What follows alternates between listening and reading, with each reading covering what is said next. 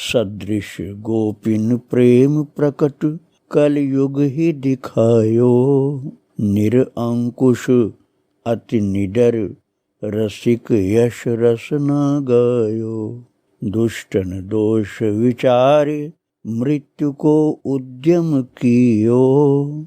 बारन बांको भयो गरल अमृत ज्यों पियो। भक्त निशान बजाय के काहू ते नाही लजी। लोक लाज कुल श्रृंखला तज मीरा गिरधर भजी।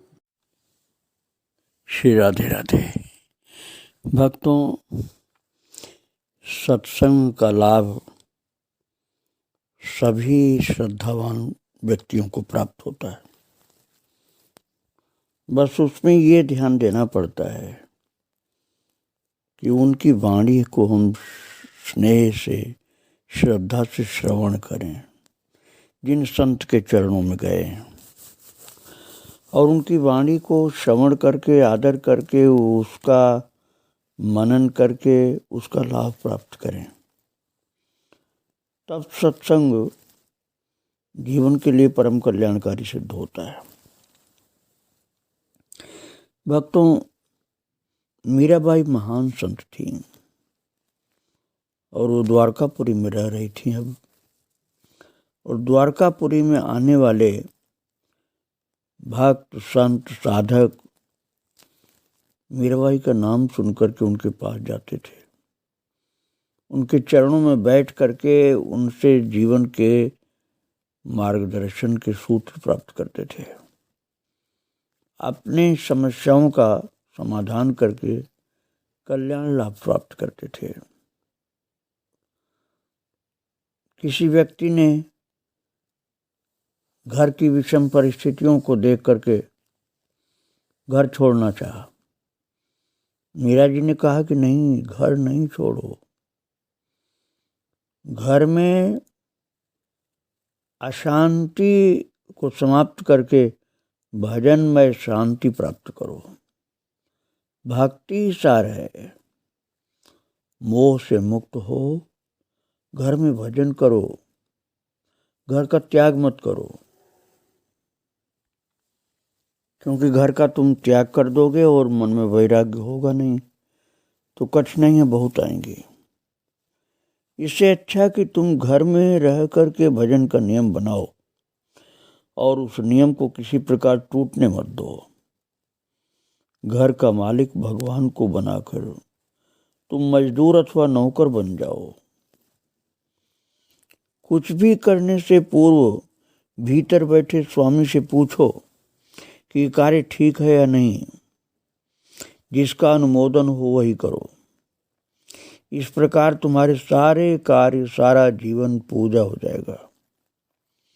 और इतने पर भी जीव को विश्राम मत दो। खाने, सोने और आवश्यक बातचीत को छोड़कर इसे बराबर प्रभु के नाम में व्यस्त रखो। मीरा जी स्वयं अपने जीवन का उदाहरण देकर बड़े प्रेम से प्रभु को याद करके गा कर बताती थी। म्हारो तो मन राम ही राम रटे रे। म्हारो तो मन राम ही राम रटे रे। राम नाम जप जग प्राणे। कोटिक पाप कटे रे। राम नाम जप जग प्राणे। कोटिक पाप कटे रे। म्हारो तो मन राम ही राम रटे रे। जन्म जन्म राखत पुराणा। श्याम नाम फटे रे। म्हारो तो मन राम ही राम रटे रे। कनक कटोरे इमरत भरियो। पीवत कूण नटे रे। मीरा रे प्रभु हरि अविनाशी। तन मन श्याम पटे रे। म्हारो तो मन राम ही राम रटे रे। इस प्रकार से मीरा जी ऐसे भक्तों को, जिनके मन में कोई अशांति, कोई संसार के लेकर चिंता, कोई किसी प्रकार की विपत्ति आ गई है, तो उसको कहती थी बस तुम राम राम रटना शुरू करो। अब आप देखिए भक्तों, मीरा जी कृष्ण भक्त थी, लेकिन राम राम रटने की बात बोल रहे हैं। तात्पर्य यह है कि भगवान का सभी नाम परम कल्याणकारी है। कृष्ण भक्त हो तब भी राम जपो, क्योंकि दोनों में भेद है ही नहीं। मीरा जी कहती हैं कि राम नाम जपने से करोड़ों पाप कट जाएंगे तुम्हारे, पुराना हिसाब खत्म होगा, और ये कनक के कटोरे में भरा हुआ अमृत है, इसको पियोगे तो अविनाशी प्रभु तुम्हारे अंदर छा जाएंगे। इसलिए यही कल्याणकारी, यही करो तुम। तो भक्तों, वर्ष भर में महीने 2 महीने का समय निकालकर मीरा जी कहती थी सत्संग के लिए निकल पड़ो, और सत्संग में जहाँ पहुँचो संतों के बीच में, वहाँ सावधानी पूर्वक उनकी वाणी को श्रवण करो, वो तुम्हारे भीतर बैठ जाएगा ज्ञान। और ज्यों ज्यों रस की बाढ़ आएगी, हृदय पिघल करके बह पड़ेगा, और वो नामी अर्थात जिनका नाम है वो प्रभु हृदय सिंहासन से उतर करके आंखों के आगे नृत्य करने लगेंगे, और तब भाव विभोर हो करके तुम गाओगे। मीरा जी स्वयं गाती थी प्रभु के प्रेम में मतवाली होकर, और कहती थी राम नाम रस पीजे मनुआ, राम नाम रस पीजे, तज कुसंग सत्संग बैठ नित, हरि चर्चा सुन लीजे, राम नाम रस पीजे मनुआ, राम नाम रस पीजे, काम क्रोध मद लोभ मोह को चित से दूर करीजे, मीरा के प्रभु गिरधर नागर, ताहि के रंग में भीजे, राम नाम रस पीजे मनुआ, राम नाम रस पीजे। मीरा जी कहती थी राम के नाम का रस पान करो, कुसंग का त्याग कर दो, सत्संग में बैठ करके हरि की चर्चा सुनो, काम क्रोध मद लोभ मोह इनको मन से हटाओ, और गिरधर नागर के सरस चरित्र के प्रेम भरे हुए रंग में अपने को भिगाओ।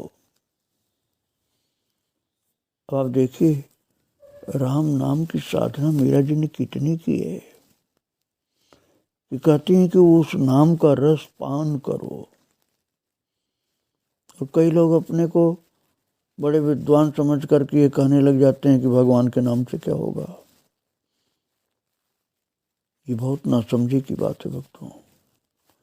मीरा जी जैसी परम सिद्धा गोपी भगवान के नाम की महिमा गाती हैं। इसलिए अहंकार के कारण कोई कहता है कि भगवान के नाम से क्या होता है, तो उसकी बात को मत मानो आप। एक सत्संगी ने पूछा कि माता आप वचन पूर्ण रूप से सत्य है, किंतु मैं एक प्रश्न आपसे करना चाहता हूँ, यदि आज्ञा मिले तो करूँ। उन्होंने कहा हाँ कर सकते हो। तो बोला कि आप कहती हैं कि घर छोड़ो नहीं, लेकिन आप तो घर छोड़ दिया माता, आपने तो घर छोड़ दिया, और दूसरे को कह रहे घर मत छोड़ो। तो गिरधर गोपाल के रंग में रंगी हुई मीरा जी कहती हैं कि पहले अपनी आंतरिक स्थिति को देखो, तब समझ पाओगे इस बात को। मीरा जी स्वयं अपने जीवन को देख करके उसके कल्याण के लिए बताती हैं। मुँह तो गिरधर रे रंग राती, मुँह तो गिरधर रे रंग राती, पंचरग चोलो पहर सखीरी, झुरमुट खेलन जाती, मुँह तो गिरधर रे रंग राती। जिणरा पिया परदेश बसत है, लिख लिख भेजे पाती, मुँह तो गिरधर रे रंग राती। महारा पिया मारे हिवड़े रहत है, कठिन आती जाती, मीरा रे प्रभु गिरिधर नागर, मग जो दिन राती, मुँह तो गिरधर रे रंग राती। सार की बात यही है कि बिना सच्चे वैराग्य के घर का त्याग न करे। वैराग्य सच्चा होना चाहिए, नहीं तो थोड़े दिन बाद फिर घर के उन्हीं चीजों में फंसोगे जिनको छोड़े हो। फिर भक्त लोग बोले धन्य हो माता, धन्य हो, आप सत्य कहती हो, हमसे जो भूल हुई हो तो उसको क्षमा प्रदान करें माँ, क्योंकि हम लोग अज्ञानी जीव हैं, हमको अनुभव नहीं ऐसा है। जिस प्रकार से आपने घर त्याग किया है वो स्थिति हमारे समझ के बाहर थी। आपने तो 15 वर्ष तक चित्तौड़ में तमाम कष्टों को झेला, उसके बाद आप मायके में जाके 2 वर्ष रही, फिर आपने घर का त्याग करके वृंदावन वास किया और प्रभु की आज्ञा से वृंदावन से आप द्वारकापुरी आई। आपके जैसे त्याग, तपस्या, वैराग्य, भक्ति, ज्ञान कहाँ किसी को मिल सकता है। मीरा जी ने अपने नेत्रों को झुका करके जैसे उनकी बातों को स्वीकार किया। एक भक्त ने कहा कि माँ भजन में मन तो लगता नहीं है, तो क्या होगा जब से जी खिन्न हो जाता है। तो मीरा माता ने कहा कि भजन का अर्थ है कैसे भी जैसे हो, मन वचन काया से भागवत संबंधी कार्य हो, भागवत संबंधी कार्य में लगे रहो, प्रभु की सेवा से संबंधित कार्य में लगे रहो।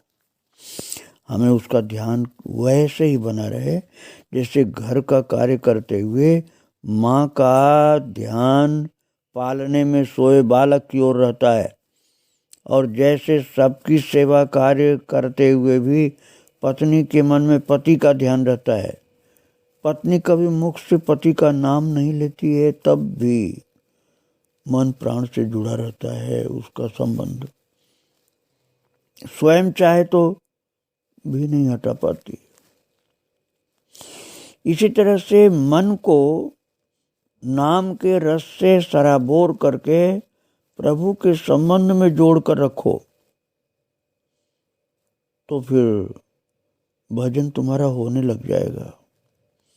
अपनापन ठाकुर जी से होना चाहिए, ठाकुर जी की सेवा में अपने को समर्पित कर देना चाहिए।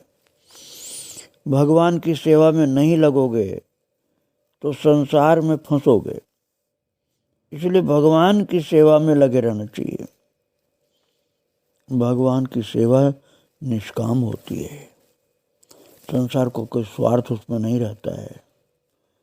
जैसे जैसे निस्वार्थ होते जाओगे वैसे वैसे प्रभु की सेवा में खरे हो जाओगे, सच्चे हो जाओगे। इस प्रकार से भक्तों, मीरा माता जगत के कल्याण की बातें साधकों को समझाया करती थी, और जब अकेली बैठती थी तब विरह की दारुण दशा में पहुंच जाती थी। सागर की उत्ताल तरंगे उन्हें विभोर कर देती थी किंतु प्रिय विरह की दारुण व्यथा चैन नहीं लेने देती थी।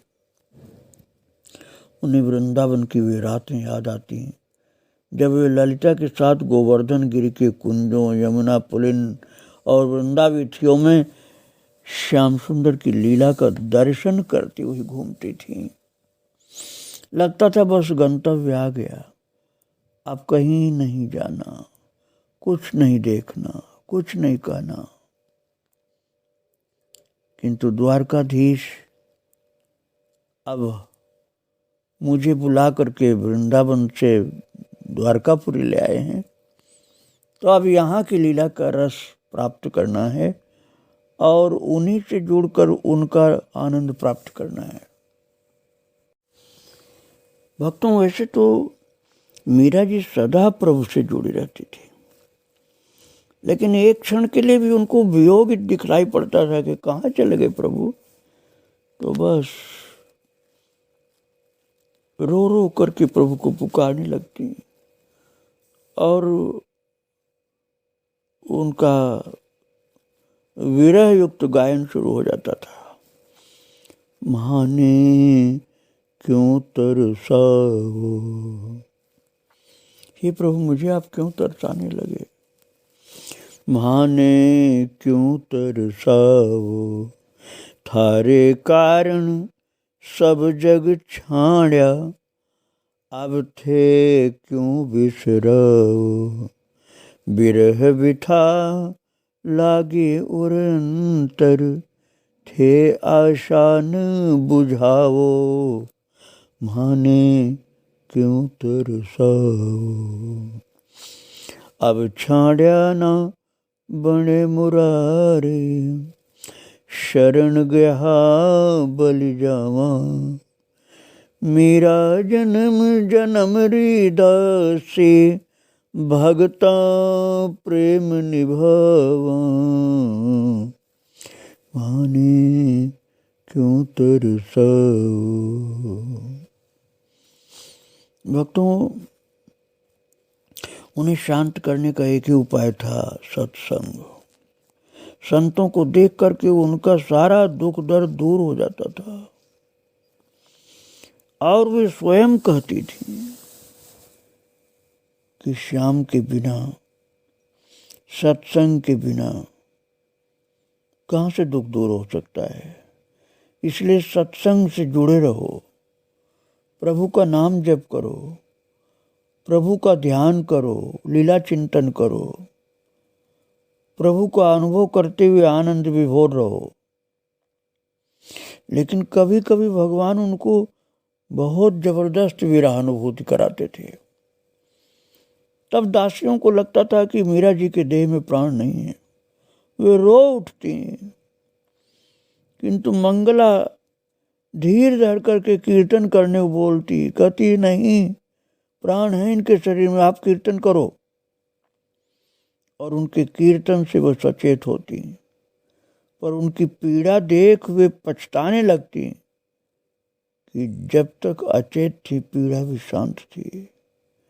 शायद मूर्छा में प्रभु दर्शन का सुख पा रही थी और सचेत होने पर वे कभी नील वर्ण सागर को अपना प्रियतम जानकर मिलने के लिए दौड़ पड़ती, समुद्र को अपना प्रियतम मान के समुद्र से मिलने के लिए दौड़ती, कभी नील गगन की ओर दोनों हाथ उठाकर उछल पड़ती, और दिन में तो जैसे तैसे साधु संग भजन कीर्तन में निकल जाता है। किंतु रात तो बैरिन होकर आती है।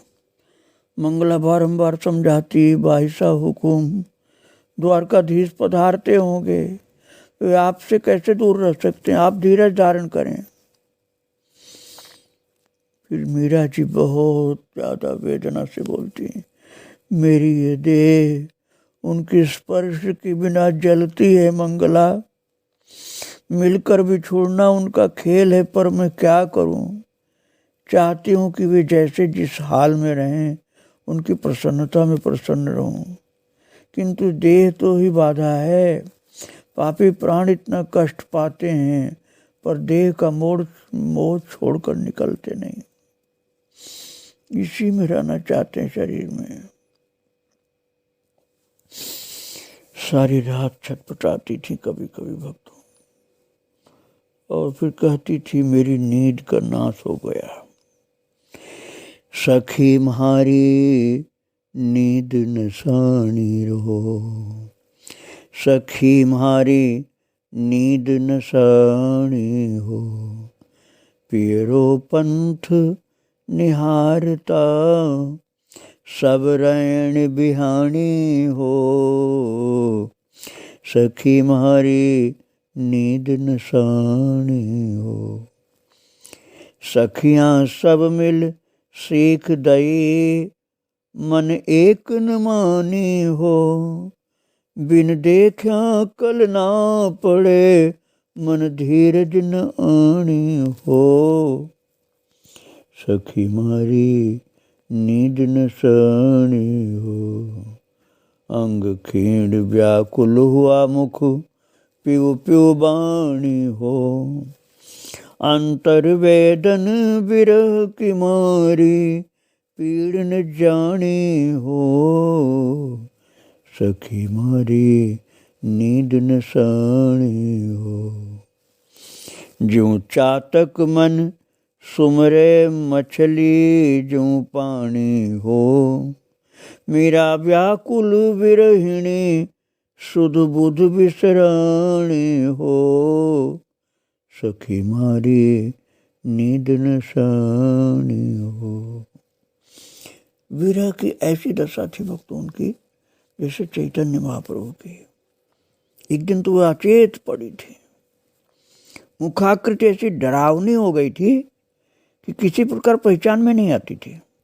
मुख से झाग, आंखों से पानी निकल रहा था। उनका तप्त कांचन वर्ण झुलसी कुमुदनी सा और देह फूल करके पानी भरी मशक से दिखाई देती थी। मुख से साफ स्वर नहीं निकलता था। उस दशा को किसी भी प्रकार प्रयत्न करके भी समझ नहीं पा रही थी सखियां। सब मिलकर के रोते हुए प्रार्थना कर रही थी, हे द्वारकानाथ, हे द्वारकानाथ, हमारी स्वामिनी को संभालिए, हमारी स्वामिनी को संभालिए। हम लोग सब घबरा गए, इनको क्या हो गया है।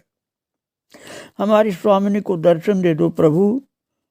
हमें भले जब तक हम धरती पर रहें नरक में डाल देना, पर हमारी स्वामिनी को दर्शन दे दो।